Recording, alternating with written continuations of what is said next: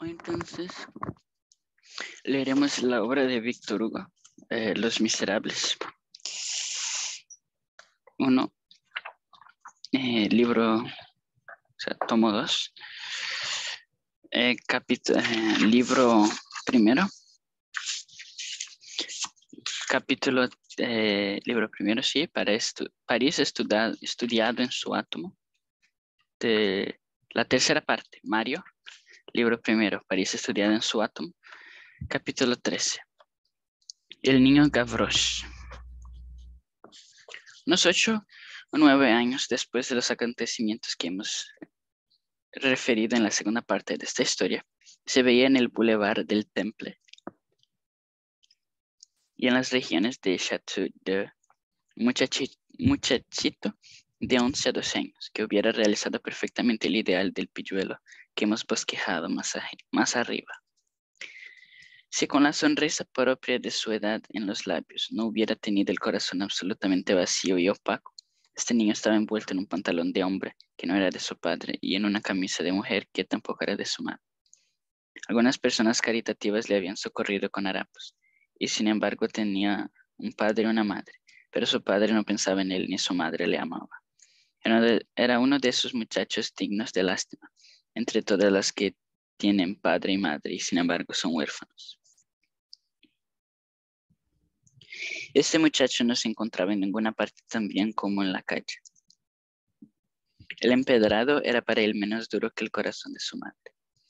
Sus padres le habían arrojado al mundo de un puntapié. Habían empezado por sí mismo a volar. Era un muchacho amigo de bulla, descolorido, listo, despierto, truán, de aire vivo y enfermizo. Iba, venía, cantaba, jugaba al chito, escarbaba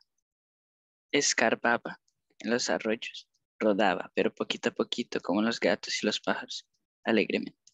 Se reía cuando se llamaba galopín y se incomodaba cuando se llamaba granuja. No tenía casa, ni pan, ni lumbre, ni amor, pero estaba contento porque era libre. Cuando esos pobres seres son ya hombres, casi siempre la rueda del orden social los encuentra y los tritura. Pero mientras son muchachos, se escapan porque son pequeños. El menor agujero los salva. Sin embargo, por más abandonado que estuviese ese niño algunas veces, cada 2 o 3 meses decía, calla, voy a ver a mamá. Y entonces dejaba el bulevar, el circo, la puerta de San Martín, bajaba al muelle, pasaba los puentes, entraba en el arrabal, llegaba a Salpetrir y se paraba precisamente en el número 50-52, que el lector conoce ya, que es la casa de Gorbeau. En esta época la casa número 50-52, habitualmente desierta y eternamente adornada por el letrero, cuartos desalquilados, estaba, cosa rara, habitada por ciertos individuos que, como sucede siempre en París, no tenían ningún vínculo ni relación entre sí. Todos pertenecían a esa clase indigente que participa en el último ciudadano entrampado, que se prolonga de miseria en miseria por las capas más inferiores de la sociedad, hasta esos 2 seres en que se viene a concluir todas las materiales de la sociedad, de la civilización. El postero que limpia las alcantarillas, y el trapero que recoge los harapos. La inquilina principal del tiempo de Juan Valjean había muerto y había sido reemplazada por otra semejante. No sé qué filósofo ha dicho, nunca falta una vieja. Esta nueva vieja se llamaba la señora Bourgoin y no tenía nada notable en su vida más que una dinastía de 3 papagayos que ya habían reinado sucesivamente su corazón. Los más miserables entre los que vivían en la casa eran una familia de 4 personas, padre, mujer y 2 hijos, y ya bastante grandes. Los 4 vivían en la misma guardilla, en una de aquellas pequeñas celdas que hemos hablado. Esta familia no ofrecía al pronto nada de particular, mas se llamaba Jondrette. Algún tiempo después de la mudanza, que se había aparecido, usando una expresión memorable, la inquilina principal a la entrada de la nada. Jondrette había dicho a la vieja que como su antecesora era portera y barría la escalera. Tía fulana, si viniese alguno por casualidad a preguntar por un polaco, o por un italiano, otra vez por un español, ese soy yo. La miseria y lo que es más triste, ese soy yo. Esta familia era familia de alegre pilluela. Llegaba allí y encontraba la miseria, lo que es más triste. No veía ni una sonrisa. El frío en el hogar, el frío en los corazones. Cuando entraba le preguntaban, ¿de dónde vienes? Y respondía, de la calle. Cuando se iba le preguntaban, ¿a dónde vas? Y respondía, a la calle. Su madre le decía, pues aquí vienes aquí. Este muchacho vivía en una carencia completa de afectos, como esas hierbas pálidas que crecían en las cuevas, mas no sentía el ser así y no echaba la culpa a nadie. No tenía idea exacta de lo que había de ser su padre y su madre. Su madre amaba a sus hermanas. Hemos olvidado decir que en el Boulevard del Temple se llamaba este niño el pequeño Gavroche. ¿Por qué se llamaba Gavroche? Probablemente por lo mismo que su padre se llama Jondrette. Parece que el instinto de ciertas familias miserables es romper los hilos que unen a esos individuos. El cuarto, que los Jondrette vivían en la casa de Gorbeu, estaba al extremo del corredor. El contiguo estaba ocupado por un joven muy pobre que se llamaba Mario. Digamos ahora quién es este Mario. Libro segundo. El noble de la clase media. 1. 90 años y 32 dientes. En las calles de Boucherie, de Normandía y de Saint-Ouen existen aún algunos vecinos antiguos que han conservado el recuerdo de un buen nombre, llamado el señor Gillenormand, y que hablan de él con placer. Ese señor era viejo cuando ellos eran jóvenes. Su perfil contemplado por los que miran melancólicamente el vago movimiento de las sombras, que se llama pasado. No ha desaparecido todavía del laberinto de las calles próximas al temple, a las cuales se dieron el tiempo de Luis XIV. Eh, de Luis XIV. Los nombres de todas las provincias de Francia, así como se dan en nuestros días a las calles del nuevo barrio de Tivoli, los nombres de todas las capitales de Europa. Progresión, digamos, de paso, en que es visible el progreso.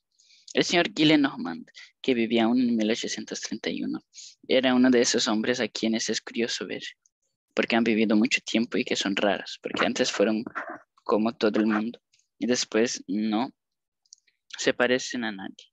Era un viejo particular, el tipo de otra edad en todo su siglo XVIII, que vivía en su medianía con la misma altivez que un marqués vive con su marquesado. Había cumplido 90 años y andaba derecho, hablaba alto, bebía vino puro, comía, dormía y roncaba, conservaba los 32 dientes y solo se ponía anteojos para leer. Era muy aficionado a las aventuras amorosas, pero afirmaba que hacía una docena de años que había renunciado decididamente a las mujeres. Decía que ya no podía agradar, pero no añadía, soy muy viejo, sino, soy muy pobre, si no estuviera arruinado. No le quedaba en efecto más que una renta de unas 15,000 libras. Su sueño dorado era poseer 100,000 francos de renta para tener queridas. No pertenecería pues a esa variedad enfermiza de octogenarios que, como Voltaire, han estado moribundos, los que faltaba de vida. No era la suya una longevidad cascada. Aquel gallardo viejo estaba siempre fuerte. Era superficial, de genio pronto, iracundo, enfurecerse por cualquier cosa y muchas veces contra la verdad. Cuando le contradecía llevaba el bastón y pegaba a la gente, como el gran siglo. Tenía una hija de más de 50 años, soltera, a quien golpeaba a su placer cuando se encolerizaba, y a quien habría dado azotes de buena voluntad. La trataba como si tuviera 8 años, abofeteaba enérgicamente a sus criadas y decía, perdida. Uno de sus juramentos era por el pantuflo de la pantuflada. Tenía otras costumbres pacíficas muy singulares. Se hacía afeitar todos los días por un barbero que había estado loco y que le odiaba tanto que tenía celos del señor Gillenormand a causa de su mujer, bonita y coqueta barbera. El señor Gillenormand admiraba su propio discernimiento en todo y declaraba por muy sagaz. Se tenía y declaraba por muy sagaz. Uno de sus dichos era, tengo verdaderamente alguna penetración. Puedo decir cuando me pica una pulga de qué mujer viene. Las palabras que pronunciaba con más frecuencia eran el hombre sensible y la naturaleza. Pero no daba a esta última palabra la gran acepción que ha dado nuestra época. La hacía entrar en su manera en sátiras del hogar. La naturaleza, decía, para que la civilización tenga un poco de todo, le da hasta el espécimen de una barbarie divertida. Europa tiene tipos de Asia y de África en miniatura. El gato es un tigre de salón.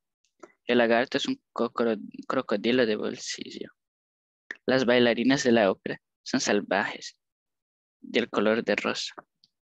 No comen a los hombres, pero los chupan, o bien con sus artes les convierten en ostras y se los tragan. Los caribes no dejan más que los huesos. Ellos no dejan más que la concha. Tales son nuestras costumbres. No devoramos, pero roemos. No exterminamos, pero arreñamos. 2. Atalamos tal casa. Vivía en el Maha, calle de las Hijas del Calvario número 6. La casa era suya y ha sido ya demolida y reedificada. Su número habrá cambiado también en la revolución de números porque pasa en las calles de París. El señor Gillenormand ocupaba una antigua y gran habitación del primer piso, situada entre la calle y los jardines, y adornada hasta el techo de tapices de gobelinos y de Beauvoir, que representan asuntos pastoriles. Los dibujos del techo y de los entrepaños estaban repetidos en pequeños en los sillones. Tenía la cama redondeada que a un gran biombo de 9 hojas pintada con laca de coromandel. Anchas y largas cortinas pendían de las ventanas y puertas, formando el caer grande y magnífico. Y magníficos pliegues. El jardín que estaba debajo de esas ventanas comunicaba con la que estaba en la esquina, por medio de una escalera de 12 a 15 peldaños, que el dueño ya subía y bajaba alegremente. Además de una biblioteca contigua a su cuarto, tenía un gabinetito que le gustaba mucho. Retiro galante, cubierto de una alfombra de color de paja flordelizada, llenas de flores, hecha en las galeras de Luis XIV y encargada por el señor Vivon a sus presidiarios para su querida. El señor Gillenormand la había heredado a una hermana de su abuelo materno, mujer de genio áspero, que había muerto centenario. El señor Gillenormand había tenido 2 mujeres. Sus modales eran término medio entre el cortesano, que no había sido, y el hombre de toga, que hubiera podido ser. Era alegre y cariñoso cuando quería serlo. En su juventud había sido de esos hombres que engañan siempre a su mujer, y no engañan nunca a su querida, porque son a la vez los maridos más bruscos y los amantes más finos. Era también inteligente en pintura. Tenía en su cuarto un magnífico retrato que no sabía de quién era. Que no sabía quién era. Pintado por Jordaens, hecho a brochazos, con 1.000.000 de detalles, como escogido al acaso. El traje del señor Gillenormand no era el de Luis XV, ni el de Luis XVI, era el traje de los increíbles del directorio. Se había tenido por joven hasta entonces y seguía todavía las modas de aquella época. Era un frac de paño fino con grandes solapas, larga cola y tenía botones de acero, calzón corto y zapatos de hebilla. Siempre tenía la mano metidas en los bolsillos. Decía con autoridad, la Revolución Francesa es una gavilla de forajidos. 3. Lucas Espíritu. A la edad de 16 años, una noche en la ópera había tenido el honor de que le dirigiesen sus anteojos a un tiempo dos bellezas, entonces ya maduras, célebres y cantadas por Voltaire, la Camargo y la Salé. Cogido entre 2 fuegos, había hecho una retirada heroica hacia una bailarina llamada Naomi, que tenía 16 años como él, arisca como un gato, y de quien estaba enamorado. Tenía muchos recuerdos y decía qué hermosa estaba aquella Guimard, o Guimardineta, la última vez que la vi en Longchamp, con el pelo rizado a lo sentimental, con vena verde de turquesas, vestido de color de recién venida y manguito de agitación. Había llevado en su adolescencia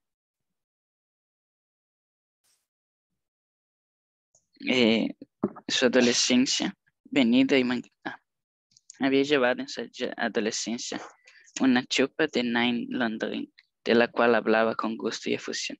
Yo estaba vestido con un turco de levante levantino, decía. La señora de Boufflers le había visto por casualidad cuando tenía 20 años. Le había calificado de loco encantador. Se escandalizaba de todos los nombres que oía sonar en la política y el poder, creyéndosele bajos y vulgares. Leía los periódicos, los papeles noticieros, las gacetas. Como decía él, ahogándole la risa, o exclamaba, ¿qué gentes son estas? Corbière, Casimiro Perier, Humaim, y esto es ministro. Me figuro leer en un periódico. El señor Gillenormand, ministro, llamaba alegremente a todas las cosas por su nombre, bueno o mal, y no se cuidaba que hubiera delante señores. Decía muchas groserías, obscenidades y porquerías con tanta tranquilidad e indiferencia que eran casi elegantes. Así se hacía en su siglo. Hagamos notar aquí que el tiempo de la perífrasis en verso ha sido el tiempo del lenguaje más libre en prosa. Su padrino había predicho que sería un hombre de genio y le había puesto esos dos nombres significativos, Lucas Espíritu. Aspirante a centenario, cuarto. Había ganado premios a la niñez en el colegio de Moulins, que era su patria, y había sido coronado por mano del duque de Nivernais, a quien llamaba el duque de Nevers.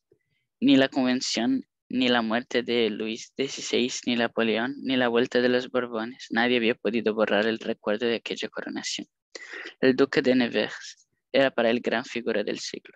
Qué amable señor, decía, que bien le sentaba el cordón azul. A los ojos del señor Gillenormand, Catalina II había reparado el crimen de la repartición de Polonia, comprando en 3,000 rublos el secreto de elixir de oro a Bestúzhev. Esto le entusiasmaba. El elixir de oro, decía, la tintura amarilla de Bestúzhev, las gotas del general Lamotte, valían en el siglo XVIII a Luis el frasco de media onza, el gran remedio para las catástrofes amorosas, la panacea contra Venus. El que hubiera querido exasperarle y ponerle fuera de sí no había tenido más que decirle que el elixir de oro es el percloruro de hierro. El señor Gillenormand adoraba a los Borbones y odiaba 1793. Refería sin cesar de qué manera se había salvado en el terror y cómo había necesitado mucho espíritu y mucho humor para el que no le cortasen la cabeza. Si algún joven hacía delante de él un elogio a la República, se ponía azul y se irritaba hasta el desmayo. Algunas veces, aludiendo a su edad de 90 años, decía, creo que no veré 2 veces a 93. Otras decía que pensaba vivir 100 años. 5. Vasco y Nicolásita. Tenía sus teorías, y una de ellas era esta. Cuando un hombre se enamora apasionadamente de las mujeres y tiene una mujer propia de quien se cuida poco, fea, de mal genio, legítima, llena de derechos, que cita enseguida el código, celosa, no hay más que medio de librarse de ella y de vivir en paz. Es poner el bolsillo a su disposición. Esa abdicación le hace libre. La mujer se ocupa entonces hasta con pasión en el manejo de todo. Se mancha los dedos de cardinillo, toma a su cargo la educación de los criados y la dirección de los colonos. Convoca a los procuradores, preside a los notarios, arenga a los curiales, visita a los golillas, sigue los procesos, repasa las escrituras, dicta los contratos, conoce su soberanía, vende, compra, arregla, manda, promete y compromete, ata y desata, cede, concede y retrocede, ordena y desordena, atesora y prodiga, hace calaveradas, felicidad magistral y personal, y todo esto la consuela. Mientras su marido le desprecia, ella tiene la satisfacción de arruinar a su marido. El señor Gillenormand se había aplicado a sí mismo esta teoría que había concluido por ser en práctica su historia. Su segunda mujer había administrado de tal modo sus bienes que el día feliz en que se quedó viudo solo tenía lo justamente necesario para vivir, colocándose todo a renta vitalicia, es decir, unos 15,000 francos de renta, cuyas 3/4 partes debían extinguirse con él. No dudó, pues, importándole muy poco el cuidado que de dejar una herencia. Por otra parte, había visto que los patrimonios estaban sujetos a ciertas vicisitudes y que podían convertirse, por ejemplo, en bienes nacionales. Había asistido a las controversiones del tercio consolidado y creía muy poco en el gran libro.